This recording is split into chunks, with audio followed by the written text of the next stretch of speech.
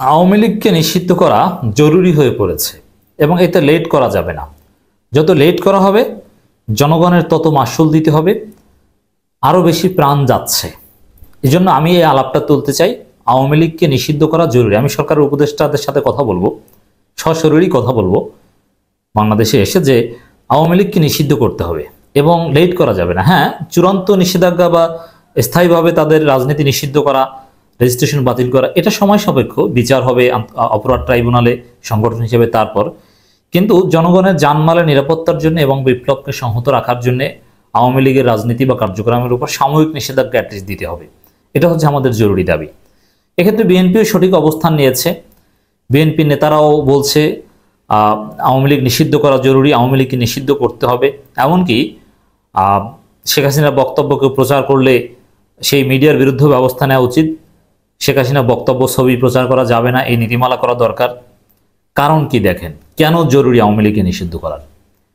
আপনাদেরকে একটা আলোচনা শুনিয়েছি যে এই 15ই আগস্ট ছাত্রলীগের সোনার ছেলেরা শিক্ষার্থীদের উপর হামলা করেছে। 15ই আগস্ট, এর মানে হাসিনার পালিয়ে যাওয়ার প্রায় 10 দিন পর হামলা করেছে এবং 3 শিক্ষার্থী গুরুতর আহত হয়েছে, 3 সমন্বয়ক, এবং তার মধ্যে একজনকে টাঙ্গাইল হসপিটালে রাখেনি, গুরুতর আহত, এর মানে তার মৃত্যু হতে পারে, ঢাকায় পাঠিয়ে দেওয়া হয়েছে। এর মানে আওয়ামী লীগ এবং এদের অঙ্গ সংগঠনগুলো এখনো সন্ত্রাসী কার্যক্রম চালাচ্ছে, যার ফলে নিষিদ্ধ করাটা জরুরি। রক্ত প্রবাহিত করছে এবং তারা হত্যা করছে। দেখেন আরেকটা খবর, খুব উদ্বেগজনক খবরটা 16ই আগস্ট বিভিন্ন পত্রিকায় এসে আজকে আমরা কথা বলছি।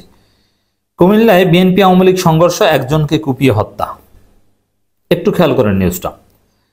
কুমিল্লার দেবিদারে আওয়ামী লীগ বিএনপির মধ্যে ধাওয়া পাল্টা ধাওয়া ও সংঘর্ষের ঘটনা ঘটেছে। এ সময় ধারালো অস্ত্রের কোপে সিদ্দিকুর রহমান নামের এক বিএনপি সমর্থকের মৃত্যু হয়েছে।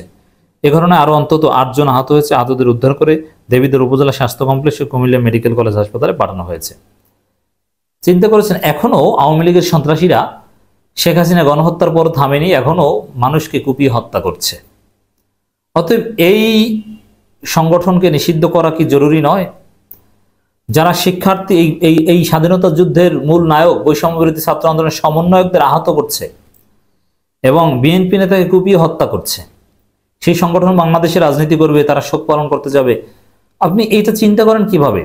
অতএব বাংলাদেশের মানুষের জানমালের নিরাপত্তার জন্য, সামাজিক স্থিতিশীলতার জন্য আওয়ামী লীগের রাজনীতির উপর সাময়িক নিষেধাজ্ঞা দেওয়া এটা জরুরি হয়ে পড়েছে। কুমিল্লার এই ঘটনা, বিএনপি নেতাকে হত্যার এই ঘটনা, এটা আরো স্পষ্ট করে দেয়।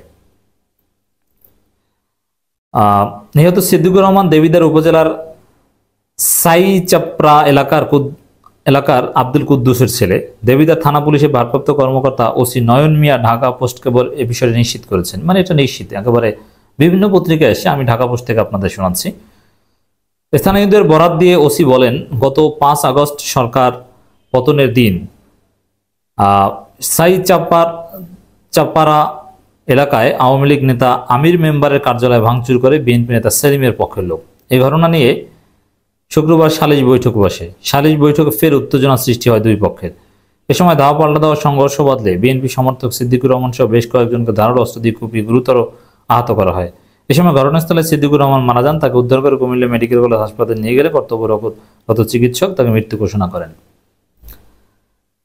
এরা সামাজিকভাবে যে ত্রাসের রাজত্ব কায়েম করেছে, সেই ত্রাসের রাজত্ব যদি সামাজিকভাবে উৎখাত করতে হয়, এর জন্য রাষ্ট্রীয় নিষেধাজ্ঞাটা জরুরি। সামাজিকভাবে আমরা দেখব, কোনো সালিশি বৈঠকে, সামাজিক অনুষ্ঠানে কোথাও আওয়ামী লীগের লোকজনকে নেওয়া যাবে না। আমি বলে দিয়েছি সমন্বয়কদেরকে বা শিক্ষার্থীদেরকে, ছাত্রলীগের কাউকে কোনো ক্যাম্পাসে ঢুকতে দেওয়া যাবে না, ওদের স্টুডেন্ট লাইফ শেষ। কারণ কোনো গণহত্যাকারীদের কোনো শিক্ষা জীবন থাকতে পারে না। ওরা যেখানে যাবে সেখানে শিক্ষার্থী নিরাপদ নয়। এবং অনেক শিক্ষক আগেই বলেছে যে ছাত্রলীগকে তারা পড়াবে না, তাদের ক্লাস নেবে না। অতএব ছাত্রলীগের পদধারী বা পরিচয় ধারণকারী কিংবা এই গণহত্যার সাথে জড়িত কাউকে কোনো বিশ্ববিদ্যালয়ের ক্লাসরুমে ঢুকতে দেওয়া যাবে না। কেউ ঢুকতে চাইলে ওদেরকে উত্তম মাধ্যম দিয়ে পুলিশের হাতে সোপর্দ করে দিতে হবে। এবং আওয়ামী লীগের লোকজন যারা আছে, এভাবে যারা এখন হত্যা করছে, ওদের চরিত্রই হচ্ছে হত্যা, ছিনতাই, রাহাজানি, এগুলো। অতএব ওদেরকে সামাজিকভাবে একেবারে ডিমোরালাইজ করতে হবে। এর জন্য রাষ্ট্রীয়ভাবে আওয়ামী লীগের উপর একটা সাময়িক নিষেধাজ্ঞা জরুরি। ওসি আরো বলেন, এ ঘটনায় 7-8 জন আহত হয়েছে। আহতদের বিভিন্ন হাসপাতালে পাঠানো হয়েছে। এ ঘটনায় আইনি প্রক্রিয়া চলমান রয়েছে। এর মানে ভারতে বসে শেখ হাসিনা এই নির্দেশ দিয়েছে যে যত পারো সংখ্যালঘুদের উপর হামলা করো, তারপরে আমরা সংখ্যালঘু কার্ড খেলবো, মন্দিরে টন্দিরে হামলা করো।